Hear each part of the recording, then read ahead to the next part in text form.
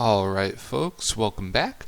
So at this point, we have established that Germany really wanted to avoid a two-front war. They didn't want to fight on the east and the west. We have also established that they failed with the Schlieffen Plan, so now their worst nightmare has come true, and they are fighting on the east and the west. They are fighting a two-front war. So now we want to see how that's going to shape up, what that's going to look like as we move forward. And the first thing we want to establish is who is fighting where, what they're doing. There is one kind of wild card here, and that's Italy. That's those pizza men, because they are indeed up to something. Italy was supposed to be allied with Germany.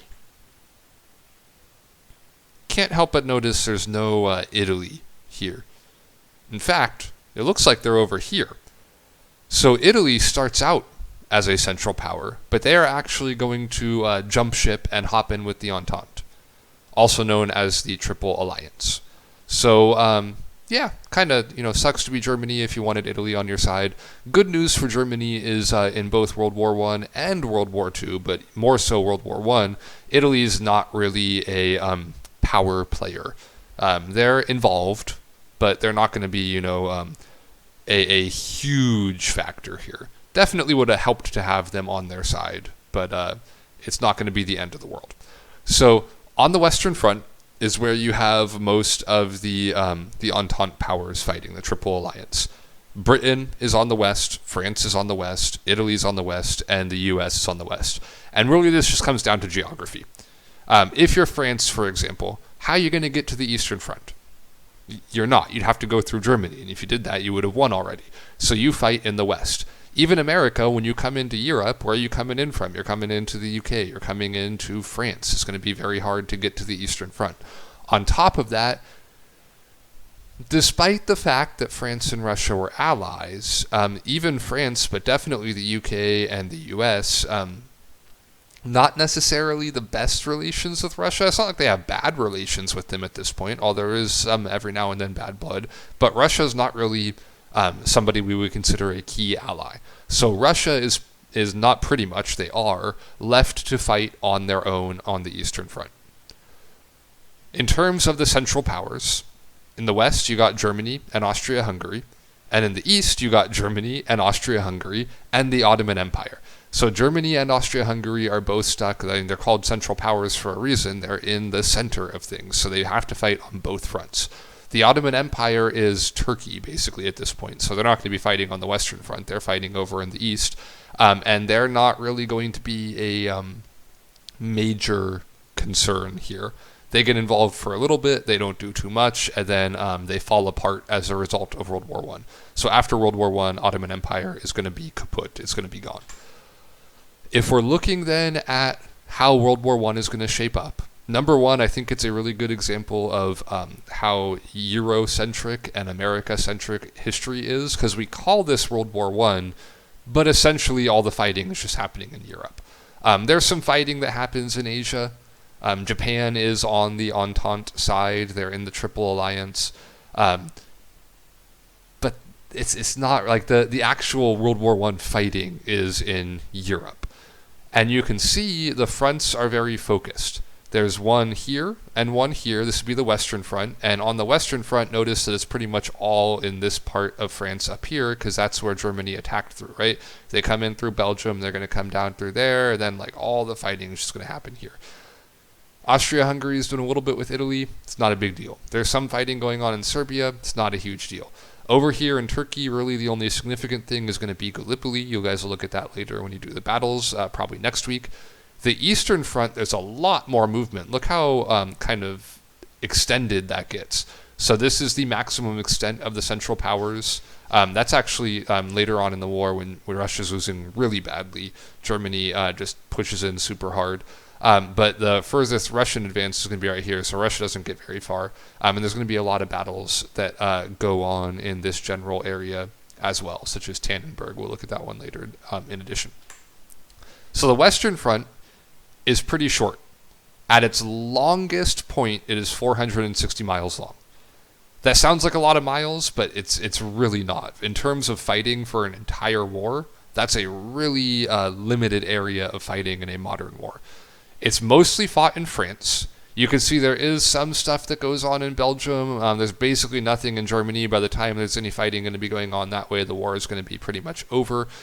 So for the majority of the war, it's being fought in northern and eastern France, which means it devastates that area of the countryside. If you are a farmer in northern or eastern France, not anymore, because you can't farm, and your farm probably just got blown up. It's got a trench dug through it. There's like mortars going off. There's landmines. Everything's terrible. They got artillery firing on it. I guess they don't quite have mortars yet. It's artillery, but same thing. The weather is terrible in northern Europe. We're talking freezing cold. It's raining all the time. Soldiers are fighting in these miserable conditions, and there's not really going to be much advancement. You're stuck in the same place. I mentioned this for something we'll hammer in way more when we talk about weapons and tactics next week. This is a horrible war for morale, especially the morale of, France, because they're getting hammered by this. You're fighting in terrible conditions. You're not really moving. It's all in the same area. It's just dragging on forever, and that's what you're stuck fighting with. The Eastern Front, much, much longer. We're looking at over double the overall distance. It's 990 miles long at its maximum. That larger and longer front means that you could have a more mobile war, because you can't concentrate all your troops. One of the big things on the Western Front, the reason why it's not moving so much, is everybody is just packed in their troops. They are turtling. If you play like video games and you are familiar with that term, it's hard to move them. But when you have a thinner line of troops, you can maneuver and hit areas that are less defended. You can gain more ground that way. So there's going to be a big change there. You also have the fact that Russia is not fully industrialized yet. They don't have a lot of like the infrastructure, for example, railroads that are built up to quickly transport soldiers and supplies. So that is a big part of why the battle lines are going to be constantly shifting. If we're talking about cold weather, Russia's pretty famous for a couple of things, one of them being it's freaking cold in Russia. So that frigid weather is really a benefit to the Russians because they're used to it. Whereas Germany, Austria, Hungary, they might be used to it over here, but once you start getting in over here, it's going to be a different story. It's going to be a much rougher condition. You're not really going to be familiar with that. It also means the ground is going to be much harder because it's kind of constantly frozen, which means digging trenches is going to be much more difficult. So the terrain of the Eastern Front is going to be somewhat similar to the West. There are some trenches, there's barbed wire, there's stuff like that, there's fortifications, but it's going to be pretty different in terms of movement and just being dug in. Casualties. There's a lot. It's kind of what I'm trying to get across this picture here.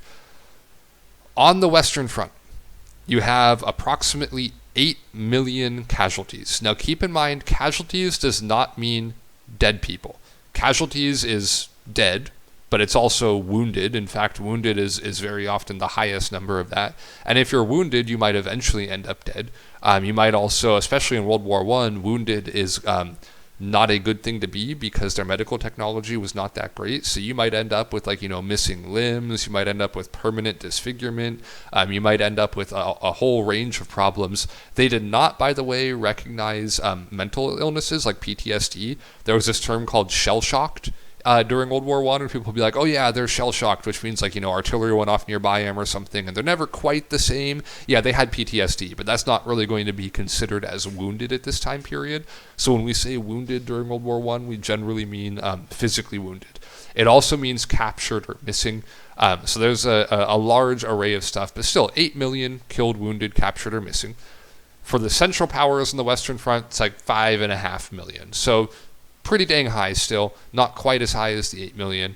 What you got to keep in mind with those 5.5-ish million, though, is when we look at the Central Powers on the Western Front, yeah, Austria-Hungary is doing a little bit, but that's pretty much all Germany. Whereas the Entente powers, you've got UK and France fighting fairly equally, America eventually coming in at the end, but we have basically no casualties compared to them because we come in at the very end. So a lot of that is being eaten up by Germany. On the Eastern Front, there's a big difference here.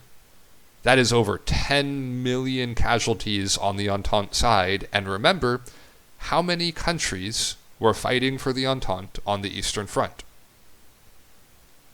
One. That is all Russia right there. That is over 10 million casualties just for Russia. The Central Powers are going to have about 3.5 million, so theirs are much lower over here. And a big factor of that is when you're looking at the Eastern Front, Germany in particular was way more industrialized and way more advanced than Russia was. So what Germany has is the advantage of technology and weaponry, whereas Russia has the advantage of numbers. So Russia uses their numbers, and you can see that in their casualties compared to the German ones. Tactics. How are they going to be fighting here? Well, I've already kind of told you the main one here. On the Western Front, it's all about turtling. It's about fortifying and digging trenches. So if you remember that video from the Schlieffen Plan, the guy talked about the Battle of the Marne. That's the kind of the turning point where the Schlieffen Plan is not really going to work anymore. The German offensive is going to be stopped and kind of repelled. So at this point, both sides just hunker down.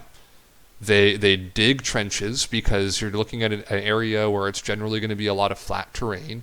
How are you going to get fortification there? Just dig into the ground. People can't shoot you when you're in the ground.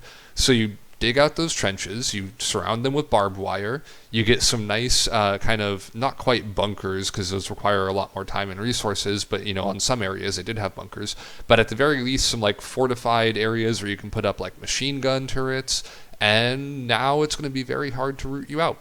There's going to be constant pushes back and forth, and the line will move a little bit, and then they get pushed back to their other, and it keeps on going. And because there's layers of trenches, any individual push is not going to get a huge amount of movement, because you push in, you take one trench, and then they just fall back to their secondary trench. You can't keep on pushing, you're going to get annihilated. So you have to stop at that trench, and then that gives them a chance to build up, and then they push back and they retake the trench, and it's just ongoing. And again, this contributes to that miserable, just morale draining, casualty increasing system where you're constantly just throwing men at fortified positions where they die or get wounded and nobody really makes any gains. The Eastern Front, similar-ish, but not really. So again, you get some trenches on the Eastern Front, but they're not really going to fully develop because of the length of the front, because of the difficulty of digging trenches over there and moving stuff around. So the Russian troops have huge numbers. It looks like we lost a little bit, but I'll just be able to tell you down there. That's fine. Russian troops have huge numbers, but they don't have that modern industrial advantage that Germany has. So what we end up with then is kind of an overall wash, which will gradually go in Germany's favor as Russia starts running out of troops more and more and more. So like the Western Front, we see attacks and counterattacks, but because there's less trenches, there's less fortification, there's a thinner allocation of troops, those back and forth pushes are going to result in more land lost or gained. This causes the battle lines to shift more significantly. That's basically what that says down there. It also means that Russia is going to gradually get pushed further and further and further back. There is a reason why in the Treaty of Brest-Litovsk, Germany gets about 1/3 of Russia's territory. I'm going to take us back really quick to that map at the beginning here. Here we go. Look how much they push in there. Germany's basically going to be able to say, we want all of this. They don't quite get all of it, but they get like huge chunks up here. Eventually they're going to have to give a bunch of it back when they lose World War I. But Germany takes a big old chunk out of this, and that's basically them saying, like, well, we pushed you that far, so we get to take all that territory from you. So the Eastern Front has some trenches, but mostly it's a huge Russian army fighting a smaller but much better outfitted German army with some Austrians in there as well. And Russia, long term, will lose that battle. because Germany is expending bullets and supplies, which they can just make more of, whereas Russia is expending all of their trained military troops. And they could, they could pull in the reserves, but those reserves aren't going to be well trained, and people are going to start getting pissed off about everybody dying, and then they're going to have, a revolution or something. Maybe, we already looked at that or something. Russian Revolution. Oh my gosh. So the Eastern Front, then, that devastation and that death, when we looked at the Western Front, there was huge amounts of devastation of those farms being destroyed, but because of trench warfare, it's just that area, right? It doesn't really expand beyond that. Whereas in Russia, again, think back to that map I just showed you, that's a huge amount of territory. And when you're in a war zone, you're not safe. So people start fleeing. You get huge numbers of refugees that start crowding into the cities. The cities then get overcrowded. Overcrowded cities lead to things like disease. They lead to things like famine, and we start seeing more and more people dying. And this is a truth throughout all of history. And I mean, it's, especially can think of it right now with how much the coronavirus is spreading. Disease throughout history has always killed more people than pretty much anything else. So in any individual war you see, up until even in World War II, a huge number of people were killed by disease. Up until about the mid-1900s. Any given war, the number of deaths by far is going to be disease.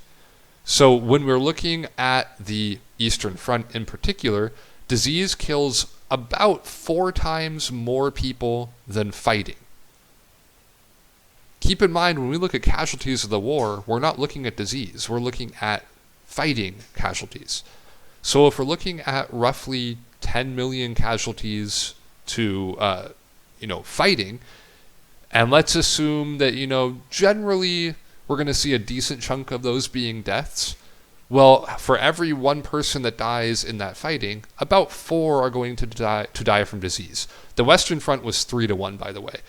During this time period, there was this thing called the Spanish flu, which was basically the coronavirus, but way worse. And it killed millions and millions and millions of people. So, I mean, that's going to be a huge factor in that as well.